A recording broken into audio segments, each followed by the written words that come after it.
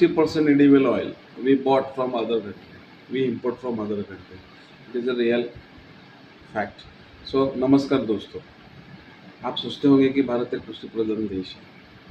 हमारे यहाँ लाखों किसान हैं, करोड़ों हेक्टेयर खेती है, ज़मीन है, पानी सिंचाई है, और फिर भी हम लोग बहुत सारा खाने का तेल दूसरे कंट्री से मंगाते हैं। ऑलमोस्ट 60% जो एडिबल ऑयल है, कुकिंग ऑयल है, हम लोग दूसरे कंट्री से मंगाते हैं। ये बहुत ही बड़ा फैक्टर है। इसी की वजह से मोदी जी ने इसके बारे में बोला था कि खाने का तेल कम खाएं। रीज़न है, हम लोग खाने का तेल बाहर से मंगाते हैं। मेजर खाने का तेल जितने भी इंडिया में कंपनीज है, लाइक कारगिल अमेरिकन कंपनी है, फॉर्चून विल्मर जो कंपनी है, जो विल्मर अदर कंट्री से है। सो हमको सोचना पड़ेगा इसके बारे में। कृषि प्रधान देश होते हुए भी हम लोग डिपेंडेंट क्यों हैं अभी तक।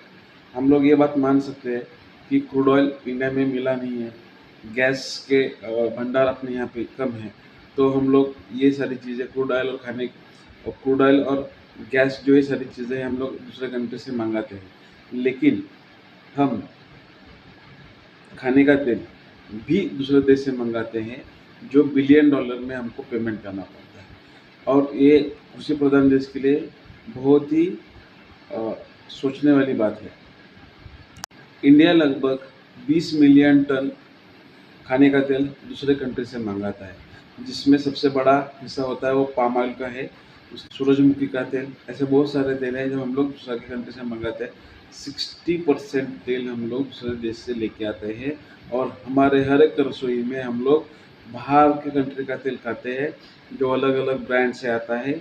उसको हम लोग देशभक्ति का कवर लगा के एडवर्टाइज मार्केट में करते हैं और लोग अपने परचेस करते हैं। तो ये सारी चीज़ों का हमको सोचना पड़ेगा।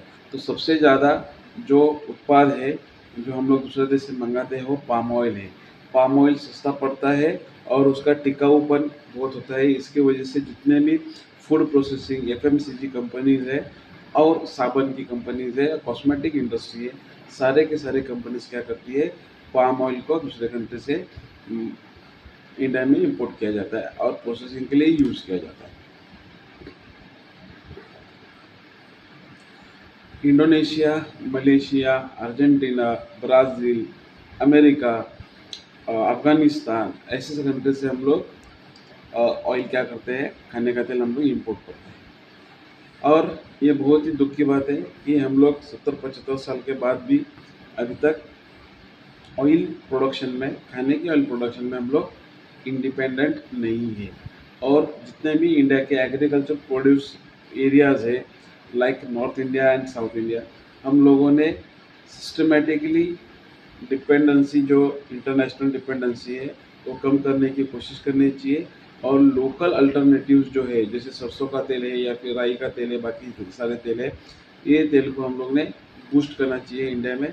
तब आगे चल के अपना इंडिया ग्रोथ कर पाएगा या डेवलप हो पाएगा। इंडिया को महान शक्ति बनने के लिए क्या करना पड़ेगा?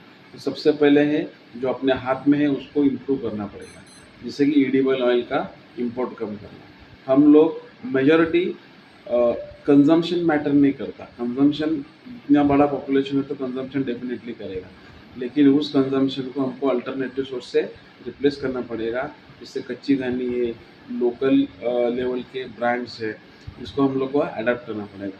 लोगों का भरोसा फॉर्चून और एडवर्टाइज, ये जो एफएमसीजी कंपनीज है, जैसे Kargil India limited company, Fortune Wilmer Fortune करके है, ये कंपनीज क्या करती है, इंडिया की कंपनीज के साथ में टाई अप किया हुआ है और इंडिया में आके बिजनेस कर रहे हैं और एडवर्टाइजमेंट में बहुत सारा पैसा खर्च कर रहे हैं। तो ये बहुत सारा खर्चा एडवर्टाइजमेंट में करने की वजह से क्या हो रहा है कि लोगों तक ये एडवर्टाइजर पहुँच रहे हैं।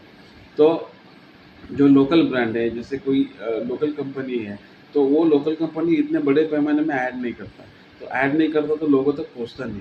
तो नकली हाइजीन, ये सारी चीज़ें अपने को टीवी पे एडवर्टाइजमेंट देखने को मिलता है, और यही देखने की वजह से कस्टमर्स भी रूट लेवल पे क्या करते हैं, खरीदी करते हैं इंटरनेशनल ब्रांड वाले ऑयल्स, जैसे जेमिनी है, सनफ्लावर, ऐसे कुछ ब्रांड्स हैं। तो ये ब्रांड्स हम लोग इंटरनेशनली परचेस करते हैं, और ये जब हम लोग इंटरनेशनली परचेस करते हैं तो ऑटोमेटिकली विलेज तक, छोटे से छोटे गांव तक आज जेमिनी या फिर ऐसे कोई ब्रांड से पहुँचे हुए हैं।